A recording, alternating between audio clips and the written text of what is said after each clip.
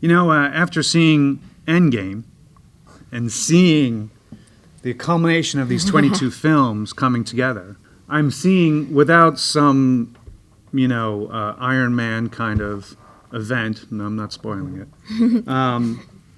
the culmination of all of Kevin's View Askew films coming together with this Jay and Bob. I'm not saying this is our last View Askew film, and by any means. But it had that kind of feel in reading it and then seeing the amount of people that got on board to be a part of it. Now, Kevin's been posting on his Instagram and his Facebook and his Twitter accounts different shots from the set with different people from cameos of the previous films and new cameos, for that matter. And people and fans, and I'd read comments like, why are you telling us all this? You're spoiling it, and blah, blah, blah. It's not even a third of who's in this film. I would sit there on set and scenes and be like, I can't believe blah, blah, blah, blah, blah, blah, and blah, blah, blah are on this set right now. That's a highly insult to Mr. Blah, blah, blah. You don't understand. I'm sorry, blah, blah, blah. No, but I mean, it's that kind of thing where it's like, God, this is going to be, I can't wait for the fall to come around. I think he's going to be, I believe he's working on a trailer to hopefully be seen at San Diego. So hopefully San Diego will be a trailer release and then hopefully a fall release. Now that's nothing new in the press. He said that it's probably a fall release.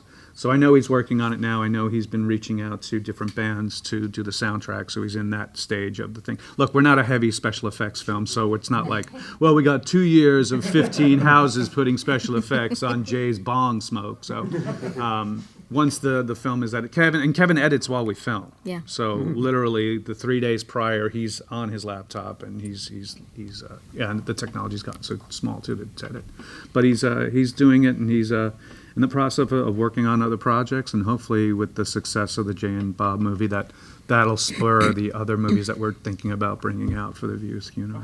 I'm curious though, when you look back at events like this and you get together, are there particular organic memories, things from set, stories that fans perhaps don't know that make you smile the most, or you think are the most poignant? Well, other than almost getting arrested before my audition, that story's on the IMDb. That's true. That's a pretty crazy memory that I didn't really get to share with anybody because I didn't want anybody to know back then, because I didn't want to cast a negative dispersion on myself. But I got to the audition very early.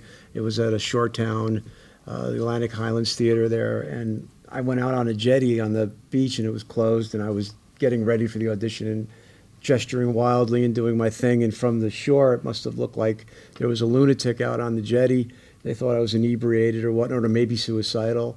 And I said, well, listen, if you're going to arrest me, can you do it after the audition, please? And they're like, well, obviously there's nothing wrong with this guy. He's just a little, maybe a little too passionate about what he's doing. But and this is '93 before Bluetooth earpieces. Yeah. Where you just see someone talking. Right, now he's probably on a phone or whatever. But that's a pretty wild memory for me. And it's a good one, too, because I'm also sober from some pretty brutal alcoholism days, and back then I was suffering with it pretty badly. So to look back at that now, and there's a lot of levity in that story for me now. For me, the memories of just the firsts of experience of shooting a film with a bunch of people. We all had regular daytime jobs. We'd do our 9-to-5 job. I'd go home from where my daytime job was. I'd sleep, try to get some sleep from like 5 o'clock in the afternoon till 9:30 at night. Get up, shower, shave, get out there and grab something to eat, get down an hour south from where I live to get to the store, get ready in makeup, and we'd close the store at like around 10:30 at night, 11 o'clock, and then shoot from like 11 o'clock at night till about 5:30, 6 a.m., doing scenes, and then take out all the equipment, which wasn't much, but take most of the equipment out of the convenience store bring it over to the video store, because the video store wouldn't open until like 11 o'clock, and then start it all over again. Go back, I'd work 9 to 5 at that job and go home and do it. And we did that for 22, 23 days or so. And those memories and that grind, and then being accepted to the New York feature film market, which is a film festival that doesn't even exist anymore, for the first screening, and having 24 people in the audience, 12 of which was like us. But luckily, on a Sunday, the last Sunday of the festival at 11 a.m., it was, it was like the death slot for films.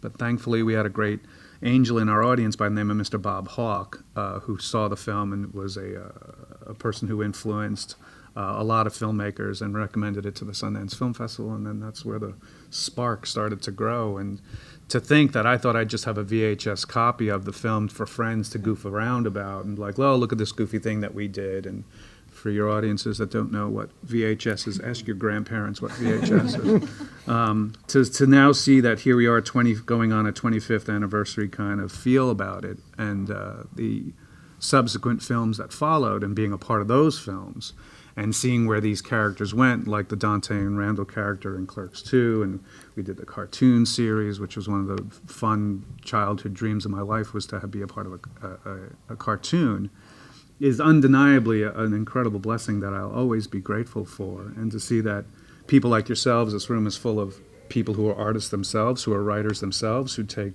themselves seriously at what they do and enjoy what we do is a great blessing. And we're humbled and honored that people still want to see these things. And we're happily anticipating the reaction of the fan base, because now we're at the age where people of our age who had kids, now their kids are old enough to see this movie properly without embarrassment and see the other Kevin Smith films without embarrassment and love it and enjoy it. There's many cons where families will come where a father will bring a son, like, my son loves that whole donkey scene and stuff like that, where it's like, it's kind of awkward, you know? Or an African-American fan coming up going like, that porch monkey scene, I'm like, is awesome. Like, good to hear, thanks. It's kind of cool. And, you know, the everyday man kind of feel that Kevin has with his writing makes the audience feel comfortable with us immediately.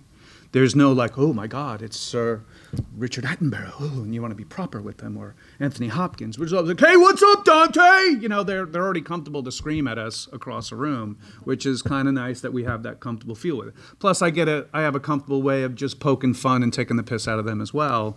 So it's that kind of give and take that I've always enjoyed with an audience, that we've always enjoyed with an audience, that makes this fan base and makes that, once again, why is it relative and still relevant to now, is that kind of feel. It's pretty amazing dynamic, because no matter how crude some of the humor gets, there's so much heart that you can't help but embrace it and love it. I mean, my mom, God bless her, I miss her, she would be in tears over Jay and Bob, no matter how filthy Jay got. And I couldn't get over that she wasn't like blown out by the language and some of the real, you know, some of it's quite crude, especially the first film is pretty filthy, but there's so much heart that comes through somehow. Amazing dynamic. A lot of it is actually starting to kind of get fuzzy a little bit. And I'm one of those triggered memory type of people. So it's like all of a sudden we'll just kind of be talking about something and then it's like, oh yeah, I remember that. But I mean, it's always a fond memory. And one thing too that people ask me is like, what was it like working on there? And the best way that I could put it is like, it's, you know, when it's your first experience working on a movie set, you won't have that feeling, that experience again. But I did say, it's like, well, maybe, you know, if I was working on a major motion picture, it might be close to it, but not exactly. It's like he said, I come from theater as well. We did theater together before we were in Clerks. And so that also, it's a whole different type of feeling and experience. I think, and the way that I put it is like we were all in the same boat together, experiencing something for the first time, and you know, translating from the stage to film.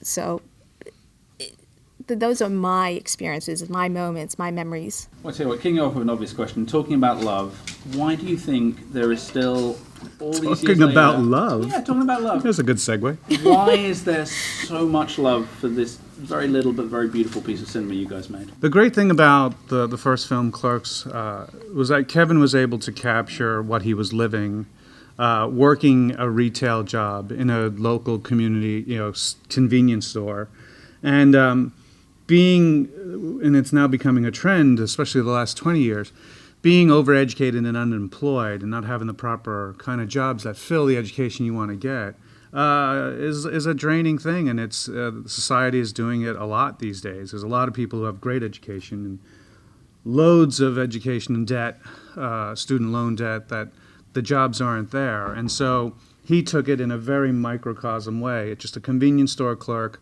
wanting to do a better thing, station in life, having his friend who's happy with his station in life at that time, and just poking a finger in the eye of things and observations that he has.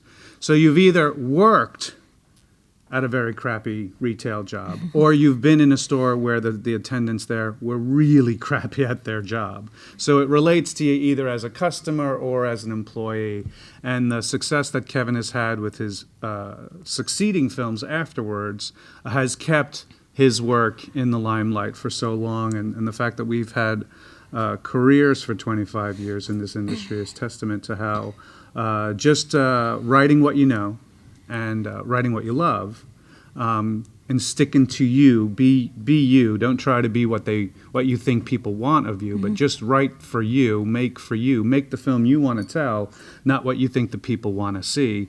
You'll find your audience, and your audience will support you, going like, "Yeah, man, I'm Silent Bob," or "Yeah, man, I'm that weak-willed Dante Hicks," or "Hey, man, I'm that foul-mouthed, Randall spitting water at life kind of guy." So there's characters for everybody in the film that I think people can relate to. That's the 15 minutes. Thank you.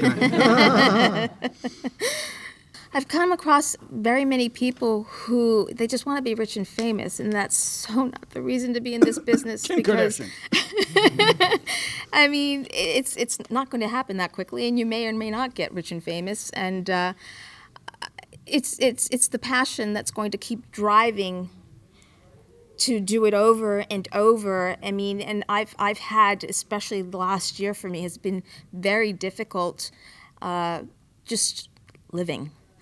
And I've had to kind of reassess. It's like, do I go out and find a 9-to-5 job? But if I do that, I cannot give it up. I can't. And it's like, I really was in that position where it's like, I can't do that. So it's like the passion just keeps on driving it. Scott? Yeah, I agree. It's all passion. And I believe that in the arts, it kind of chooses you. You don't choose it, because somebody told me a piece of nugget years ago about, if you think you can be happy doing anything else, go do it. But if you believe this is really for you, then strap in and realize it's going to be, a lot of hard knocks, but you have to have the passion for it. It's that simple. I had a high school drama teacher that told me, don't even think of it after my first audition.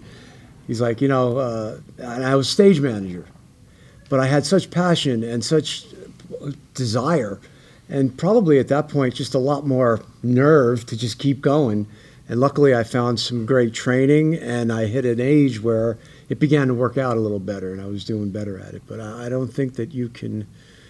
It's like anything that somebody is naturally born to do or want to do. It's in you.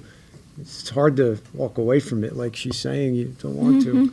And I would say, especially on the acting end, you should be able to hear the word no 85% of the time. And the no isn't because you suck. The no isn't because you can't do what they're asking you to do.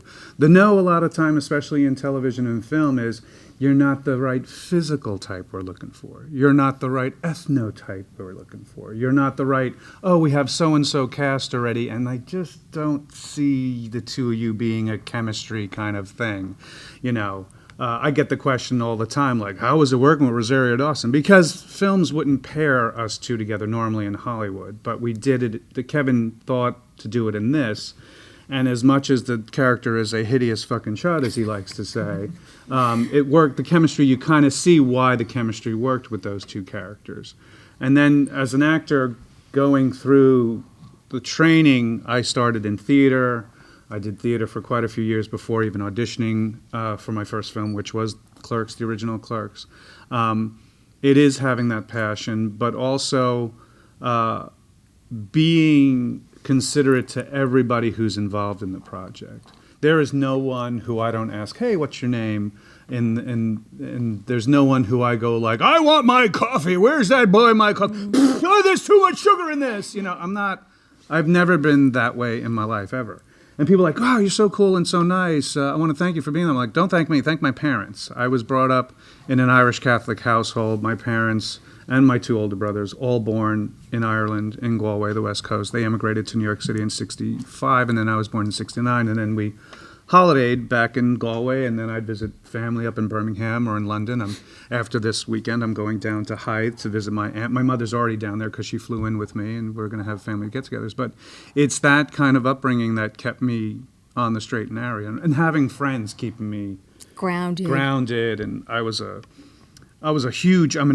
a huge Uber nerd, so I did table gaming and role-playing gaming, and it was the role-play gaming that kept me sane and off the streets of getting into trouble. And my father passed away when I was 15 years old, so that was the kind of thing that got me grounded. I left the real world to get into fantasy world and doing D&D and all these other gamings, which that's why nerd culture and these cons, I completely am right in that same vein, and I'm proud of it too. Mutant and proud, well, I'm nerd and proud, so it's the same thing. And I don't deny it, and I don't deny it. This has always been, I was just talking to someone about this earlier, cons are a safe space. There's no one who comes in here and we judge them. Yeah, we have cosplay costumes, but they knew they were getting into a contest, so we're judging them. But there's no judging. You could be whatever character you want to be. You can think about, you can have fandom about anything. You can hear the occasional Star Wars, Star Trek argument about which is better, or Game of Thrones, Lord of the Rings, or whatever you have it. But we're all that community of nerds, which that's what I love about it. All the politics that happen outside, all the world events, all the horrors that are happening, natural and man-made, end when you walk through these convention doors. And people go like, aren't you sick of doing conventions and hearing people go, hey, you supposed to be here today? No, I love it. Yeah.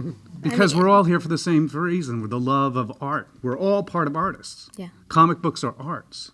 Like in America, I always talk about funding the schools, funding the arts. We're all cutting these programs to fund sports. Sports, great thing to have kids do, get outdoors, be involved. But artists, we all got dressed today. You may not all be artists at all. But when you got dressed today and you went to your closet, you took out your drawer and you saw your shirts. You picked this color because it went with this pants to go with that shoot. That's an artistic choice. That was taught to you, color, shapes, and coordination. So I get passionate about it because I don't want to see the arts die.